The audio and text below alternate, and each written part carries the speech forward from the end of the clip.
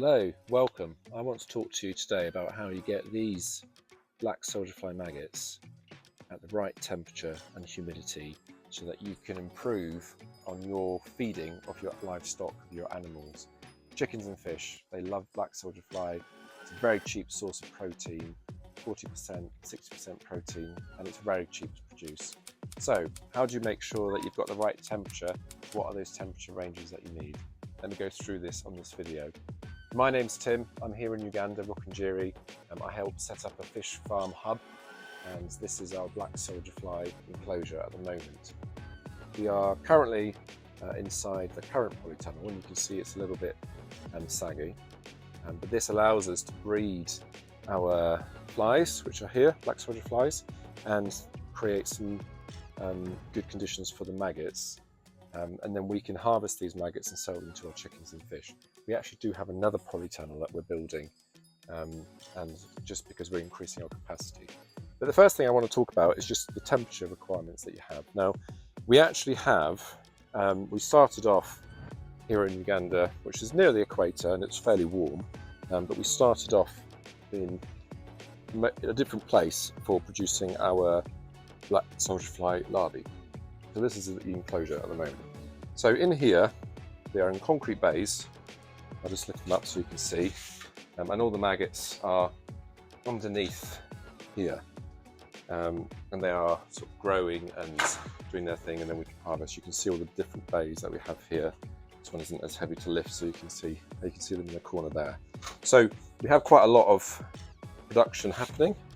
And you can see that we are busy producing our maggots. This is how we do it in the majority of the time.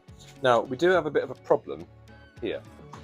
So maggots, they can be, fairly forgiving. They'll survive quite a range of temperatures and conditions, but there is some science behind what you need to be doing in terms of your temperatures, and I want to explain what those numbers are. And we're going to look at two things. We're going to look at what temperature your maggots need, so your larvae, and what temperature your eggs need. So those are the two things we're going to look at. So when you're producing your larvae or your maggots, you of course want to give them the best optimum conditions for doing that. So these maggots, you can see these ones, look how active they are. They are so, there's so much food in here for them. We've got a mixture of things. We harvested some fish, so we've got some fish scales here at the top. This is just some toki or green bananas. You can see, look, they've stripped this fish, the skeleton's there, so any leftovers they've just gone through, and you can see there's loads of them. They're all underneath the surface.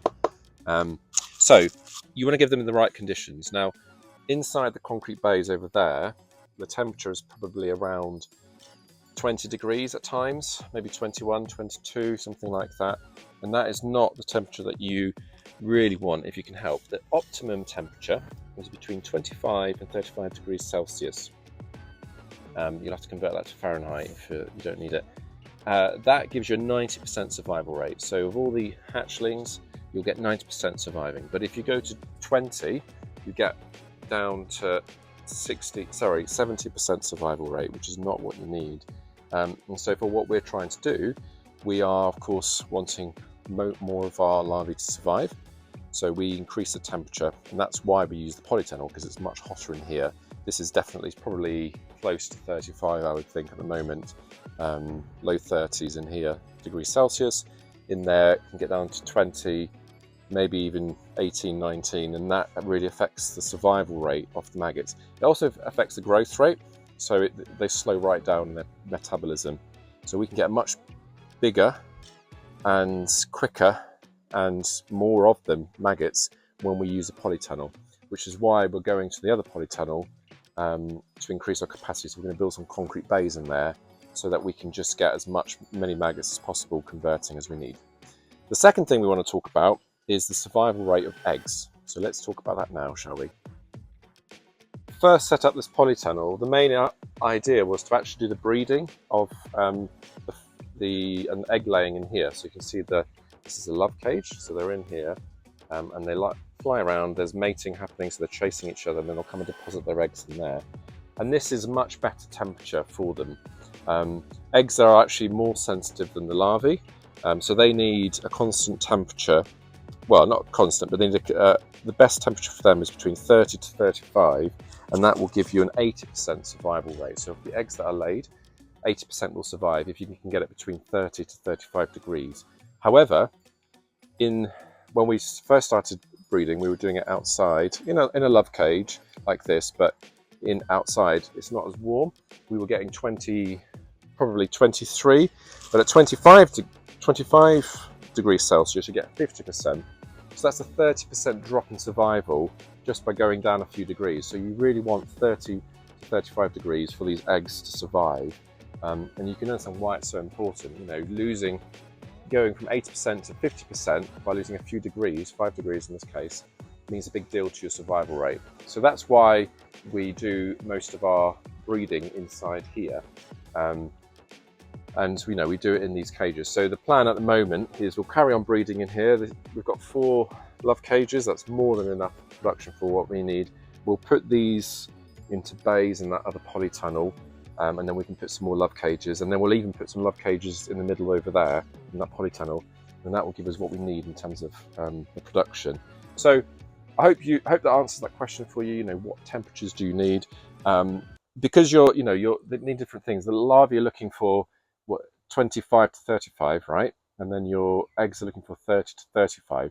So really what you're aiming for, if you want to do them all together, is I would say between 30 to 35 degrees Celsius.